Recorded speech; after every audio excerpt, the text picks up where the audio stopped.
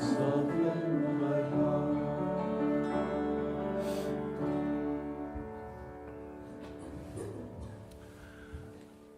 I am certain that all of you are old enough to remember Godspell, the stage play, then the movie. Even if you can't remember much of the music from it. Does this sound at all? That's what I was just going to do. Does this sound familiar to anybody? Prepare ye the way. Oh well, so much for that. Let me tell you about it then. Godspell was part of the Jesus movement of the 60s. You know, that came up with things like Godspell, like Jesus Christ Superstar, and other things. And it was very much a part of the scene when I was going into seminary. So we're talking about mid-70s here. And into the early part of my ministry as a student and later as an ordained deacon. And one of the things that I used to like to do, I lived on University Street, just up from Sherbrooke. That's where the theological college was. The National Film Board had an office on Union and Sherbrooke. And I, because of my McGill student ID, I could go to the National Film Board and borrow movies. And one of the movies, and I'm talking movie, I'm not talking digital. This is before digital was invented. We're talking film here. I used to go and borrow Godspell the movie and use it with Sunday schools and youth groups and confirmation classes. I got to tell you, I used to lug around, I forget how many reels it was. They're pretty heavy, and I also had to lug around a film projector. Remember those film projectors? Anybody who's a teacher in school, you'll remember the school 16 millimeter. Excuse me, the 16 millimeters, they were awkward enough, and the film would always break, and it wouldn't take on the sprockets, and it would be messy. This was 35 millimeter film. It was a problem. But excuse me. But I really liked the movie. And the reason why I liked it so much was because it told the stories of the gospel in a way that for my audiences, the Sunday schools and the youth groups and the confirmation classes, was totally fresh. This was still the era where most churches in the diocese would have had a confirmation every year. And even if you didn't see the kids before confirmation or after confirmation, they dutifully came to their confirmation classes, and there were actual classes. Sometimes they took place on Saturday morning. Good God, that couldn't happen now. Soccer! Hockey! It always, this is an aside, not part of the sermon. It always amazes me how if I try to have something for kids on a Saturday, I get looked on as if I just sort of grew antenna. But there's hockey, you know.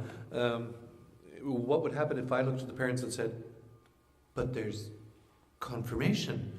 It just doesn't fly, you know, the times we're living in. Anyway, so I would show this Godspell thing and engage the kids in a way other than their church experience, because their church experience at that time was very much Elizabethan English, very much Book of Common Prayer, and the idiom, that's idiom, not idiot, the idiom that we were using was very Elizabethan, very antique, and not really relevant at all to them, except as some kind of museum piece for those that were inclined in such a way. And so my job, as I saw it, was to do what I could to get the kids interested in Christianity. And the only way I could do that, it struck me, was by being idiomatic. And I thought the Godspell, now you look at it, it is so dated, it's remarkable. But at the time, it was quite idiomatic. And one of the scenes that I like the best as a teaching tool is during the movie, there's a place where they act out, the characters act out the parable of the prodigal son. You know, the story of the prodigal son. And you get this, they do it sort of in a sort of Texas drawl, you know, as part of the way they're doing it. There was a man who had 2 sons, and one of the sons took his inheritance. Papa, give me what you owes me. And he took his money and he went and spent it in riotous living. You know, it's all like this. And it tells the story rather effectively and rather well, in a way that often doesn't come across in the King James Version. Oh, Father, give me what thou owest me. You know, it just sort of doesn't click in the same kind of way. And it was a good starting point. There was another thing, though, that would happen that struck me in the telling of the parable in Godspell. Boy, did I really mess up that paragraph. In my practicing in my rocking chair at home, I did that paragraph so well. That was terrible. Let me say that part again. One of the things that struck me about the movie Godspell, during that telling of the parable of the prodigal son, was what happened when the son returned and the older brother had an interaction with his father. And it struck me in a way that the biblical translations had never struck me. And it's this. In the Godspell version, when the young son comes home, the father rejoices and commands that the fatted calf be killed. Let's have a barbecue. And, he puts rings on his fingers and bells on his toe. No, they say that and then they correct themselves. But they make a big thing of the welcome home of the young son. And then the older son comes and talks to the father and says, basically, what's going on here? I have been with you. And you know how when Artie read it talked about how the older son was angry, and rightly so. Man, he's been there. He's been working like a slave, is what the translation says, working like a slave all these years, while the young one goes and spends his inheritance in riotous living, and comes back, and the father welcomes him, and it's a big party, and you never, in the Gospel version, you never gave me a party, and you didn't even kill a little goat for me and my friends, and it's not fair. And I thought that was great. I thought it was great, because you read the Bible, and the anger, the righteous indignation of the older son comes across. But in the Godspell version, his sadness comes across. And his sense of unfairness. I've been living my life good and righteous. I've been doing the right things. I've been a good son. And I've been helping this land prosper, so that you can give it all away to that trash of a brother I got. And it's not fair. And of course, you know this. I don't mean to put you down or belittle your intelligence, but of course the father, sitting or standing, watching the horizon, waiting for the young son to return, is an image of our Heavenly Father. And the image of the son who goes and squanders his wealth in riotous living. I like saying that, riotous living. It's just a nice phrase, riotous living. That's us. That's us. And the older son who does the right thing, is in one sense what we're supposed to ascribe to be. He stays home. He contributes to the kingdom in all the right ways. And he doesn't do any of the bad things, but he doesn't seem to get the reward commensurate with his loyalty and his faithfulness. A little while ago, I was having a conversation with one of my colleagues, and she'd been an ordained Anglican priest for just over 2 decades, and without any warning to congregation or archdeacon or bishop, and she just basically one Sunday announced to her congregation that it was her last Sunday. She wouldn't be coming back because she'd reached the end of the rope, the end of her rope, that whatever ministry was supposed to be, serving in an average Anglican parish these days ain't what it should be. And that was not what she wanted to spend the rest of her life doing. And I was talking to her about this, and it struck me at the time that it sounded to me, and I certainly would never say this to a person on the phone, but it sounded to me like she was really stepping into the place of the older brother. Whatever it was she expected from ministry, and one knit. And so she was just basically packing it in and leaving. But then we look at the father's response to the older son, and the heart-to-heart that happens well, hopefully heart to heart. The Father says, look, you've been with me all these years. Everything that I have is yours. Not just a share of it. Everything that I have is yours. But you know, your brother, he blew it big time. But he's come to his senses. And can't we rejoice that what was lost is now found? Can't we rejoice in that? And it's interesting that it is an open question. Can't we rejoice? The answer should be obvious. Yeah, we can rejoice. But you know what? So often for us it's not. We look at the good fortune of others and we become petty or jealous. You know, even within the church. You know, the faithful ones. The faithful ones. Why aren't there more people? You know, we come up with all the lines. You know, we find it hard to, sometimes anyway, we find it hard to rejoice with those who rejoice. We find it hard to welcome back the sinner.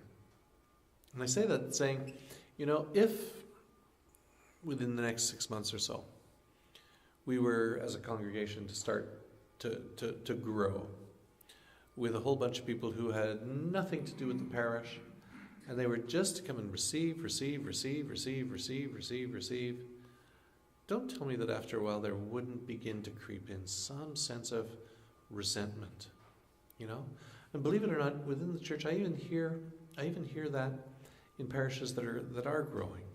That every now and then it's good that these new people are coming, because we've been holding the fort for so long, and it's all about me. It's not the Father looking at the Son returning from his apostasy, not the Father looking with love at the horizon. And sometimes I hear that it'd be great, you know, to have more people. It'll keep the church open longer. You know, that's not what it's about either. That's not what it's about either. It's the Father looking longingly, day after day after day after day after day, for the Son to return home. And then finally one day he sees this speck in the distance. And sometimes when people return to God, it's a speck in the distance at first. And then that speck grows bigger and bigger and bigger till finally they're able to embrace. That's our mandate, you know, as Christians, that's our mandate. As individuals and as a congregation as well, to be like the Father, day in, day out, for years, for whatever length of time it takes, to wait with love and with longing for the return of all God's lost souls. And so, my question then is, what are we willing to do to facilitate that return? Because one of the key elements of the story that could easily be overlooked is the Father was waiting and looking longingly. He wasn't just going about his daily business. He didn't write off the kid until the kid changed his mind and came home and found his father doing his tax returns at his desk. The Father was actively pursuing. In this case, it was looking longingly. But his Father was actively pursuing. I don't see a lot of active pursuing in the church. I see a lot of, and I'm talking generally, I see a lot of effort to maintain things and to try and make a go of it and keep things going. I don't see an awful lot of active pursuing. I'm going to tell you another story. Bill, I'm glad you're here. I almost wish you weren't, because you're going to know, 90% of the characters that I'm going to not name now. So, discretion. When I was first ordained, Murray Henderson at St. Michael's Church had gone to the Bishop Hollis and said that they had a financial campaign at St. Michael's, and one of the goals of the financial campaign was to raise $5,000 to hire a part-time youth minister. And they had done that. Could the bishop make any recommendations? Well, Reg Hollis, God bless him, and his pointed mitre, said, I'll go better. I'll give you a full-time deacon, and I'll pay the difference, which he did. And that deacon was me. When I started at St. Michael's, it was with a very, very clear mandate. St. Michael's at that point had a few servers on Sunday. It did not have a youth ministry. It did not have a youth group or anything like that. Don't know whether it ever had one, but it certainly didn't when I got there. My mandate was to go and get it. Do whatever it took to get it. And I remember when I first sat down with, I think we called it the parish council in those days. It could have been called select vestry. It's all the same thing. And we were talking about this. And I remember so clearly one of the men on parish council saying, you know, our kids are fine. This is the church kids. Our kids are fine. You don't have to worry about them. But it's the kids that are in the parks and those are the ones we want you to go and get. And I was thinking at that meeting, any father who says, our kids are fine, is making a blanket statement about which he has very little empirical data, and I can guarantee you that he's wrong. And that'll be proven true within a very short period of time. But secondly, if you are giving me that barn door, I am going to walk through it. You know, and so I set about doing exactly what I was supposed to do, hanging out in the parks. And there's one park in particular, Thorndale, that I would hang out in, sitting on the bleachers.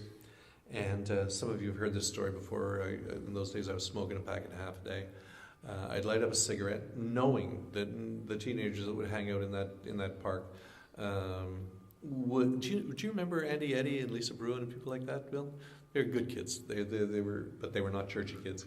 I knew that the kids that hanging out in the park would come up and want to bum a cigarette. And I also knew that if I handed them a cigarette and lit it for them, I had at least 3 minutes to get them interested, because they wouldn't be rude enough to take a cigarette and walk away. They were polite, anyway. And so I began to hang out in parks, and I actually, wrote a bit and did some talks on what I used to call loitering with intent. I would never do that now. I'd never hang out at a park now. I'd be arrested. Actually, that could probably be good publicity. But anyway, so I would loiter with intent and build a ministry. And then eventually something happened that was really interesting. The same group of people, maybe a couple of different personalities, but in St. Michael's in those days, the leadership was etched in granite, for good and for real. For good and for real. And there was another parish council meeting about a year and a half later. And it was, I had built a youth ministry there based on, in the city they would call street kids. West Island we could call them park kids. And they were good. Oh boy, we had some really neat retreats, and some of them started coming to church. Some of them, strangely, their parents were at church and they hadn't wanted anything to do with it. But they started coming, and we grew to the point where there were over 30 kids in our group. And at a meeting of the parish council, or select vestry, same thing, I was told, it's fine that you went and got all these kids, but how about our kids? They deserve your time too. And I sort of went, whoa, hang on. You're changing horses in midstream here, to pick up on the yeehaw metaphor I've been using through Godspell and all the rest of it. There was a jealousy that had happened. A jealousy had crept in. And the reality is, frankly, they were different groups of kids. You can't have a one-size-fits-all youth group. It just doesn't work. But it had been successful. And a lot of these kids had started coming. And it had changed the place. And what the parents were finding is that their own kids, the good kids, the ones that never had sex, would never get pregnant, would never get drunk, would never do drugs, right? They began to discover that, they began to want their kids to have some attention too, because they resented it. That kids who came from families, many of whom didn't have any connection with the church, were getting the church's ministry. And I used to show those youth groups, the youth groups in those days, the Godspell movie. And how the father would stand there on the horizon. And they made it into a comedy thing, the parable of the prodigal son. They made it into a comedy thing, but the father would look from dawn till dusk, waiting for the prodigal to return. In the hope that someday those kids that I was talking to would see themselves as the prodigal and to begin to understand that there was a loving Father waiting for them, just waiting for them, not with any hidden agendas, not trying to turn them into good Anglicans or to make sure that they had a set of offering envelopes, though offering envelopes are good, let me hasten that. But just because he loved them. And that when they returned, it was a party time. And it would sadden me so much that one of the things that I began to perceive is when the prodigals did return, that some of the elder brothers and elder sisters were not filled with joy and love, but with anger and with jealousy and with pettiness. And what I saw back then, I see in the church today as well. Why are we changing everything for people who aren't there? Well, because we're not about last one out, turn out the lights, please. We are all to model ourselves after the loving Heavenly Father who stands day after day scanning the horizon for that speck in the distance that turns out to be a person looking for the way home. And you know what? Far be it from me to edit Jesus. Let me add something to the parable.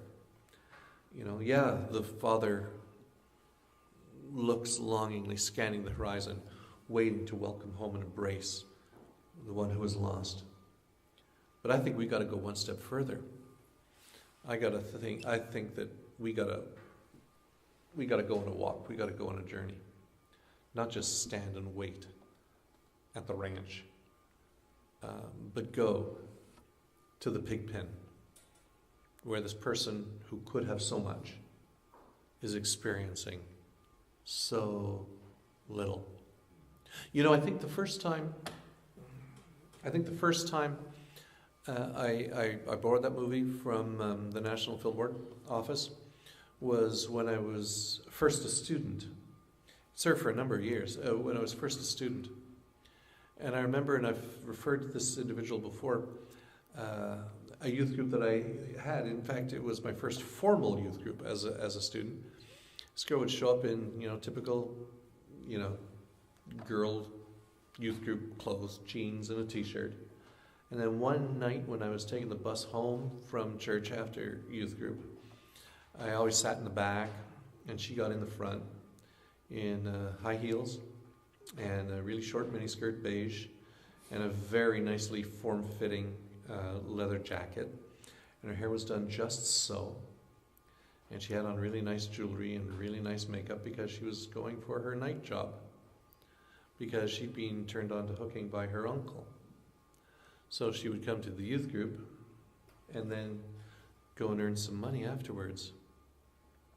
And that was the first youth group I showed Godspell to. A loving Father just longing to see the speck on the horizon, meaning that someone was trying to find their way home. Church, because that's who you are, we are, church, our job is to scan the horizon every day and every night, waiting to see that one speck of somebody wanting to come home. Not only that, but some of us are called to walk towards that speck. And some are called to go even further, to the highways and byways and pig pens of the world with a message.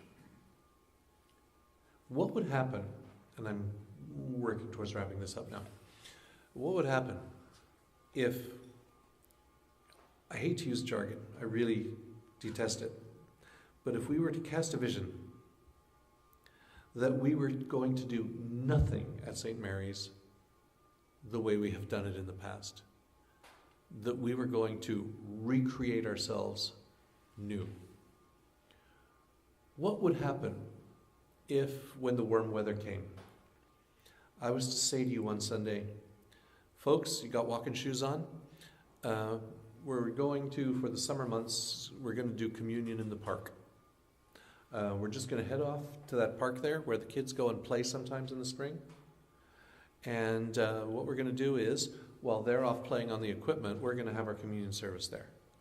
You could bring a chair if you want. And in fact, we brought a couple of spares. And how would you feel if someday you heard a rumor? I know with a scooter, it's more difficult. It would also be more press-worthy. You were to hear that I was hanging around in parks again and loitering with intent. And that I'd invited a couple of people. And while all those kids were playing softball and having their karate practice and messing around on the jungle gym and blowing dope and drinking beer and all the rest of it, there were 4 or 5 of us just sort of sitting around, having a communion service. And that we did that regularly. And that people would come by and look at us funny. And we'd invite them to join us. How would you feel about that? How would you feel about it if St. Mary's got that kind of reputation, a church of that kind of people? Not only do we have the most magnificent music on the West Island, but we're weird.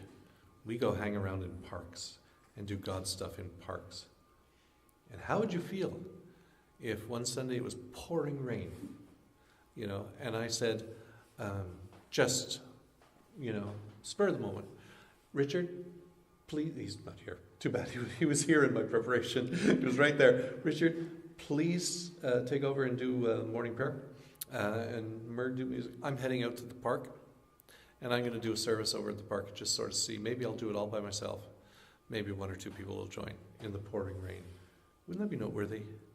Is it possible that if we were to start planning on being more like that, people who don't get it now might begin to get the sense that there is a God who's waiting for them, and that He's willing to come to them, that they don't have to get all holy and pure and Anglican or Catholic or Presbyterian or anything else to be worthy, of darkening the doors of a church. Is it possible that attitude could start a whole new wave? Is it possible that we could get a team of people from this church, to go to those new hotels that have been built? Have you noticed that? What's the one that's on the south side of the 40? The new one? And there's another one that was built off island this summer. Man, they're building a lot of hotels. What would happen if we put together a team of people? 3 teams, 4 teams of people. And we went to those hotels and said to the managers, you know what? No charge, no nothing. But we'd like to come in on a Sunday morning and offer a service for any of the people who are here that would like a service. You know what? There are travelers who are religious and would like church.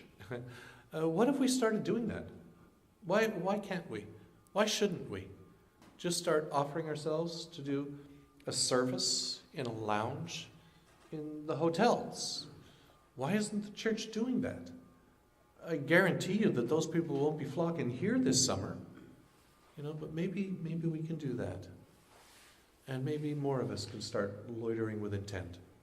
Whether the loitering is at Fairview or in local parks or wherever. And this really, really is the final thing I'm going to say. This went far longer than I thought it was going to. I saw a picture of the present Archbishop of Canterbury, Justin Welby, a little while ago. And he had his arms folded like this, and he was like, oh. And he just looked like so weary and so tired and so worn out, And the caption read something like that it's going to take 30 years for the Church of England to begin to gain its strength back. I don't know whether that's true, but I do know that however long it takes, when it happens, When it happens, it'll be because people like you and me causes it to happen. Because God calls all of us, whatever our field of endeavor, to look at the horizon and just look longingly and lovingly for those who are ready to begin the journey home. Ready to begin the journey home. Amen. Amen. Now let's pray. God, that parable of the prodigal is deep on so many levels, and it affirms us in terms of your love for us, but it also challenges us to love like you and behave like you. God, we pray for your world, for the lost, the lonely, those who are in need. Open our eyes to see the opportunities and possibilities that you present to us. In Jesus' name, amen. Amen.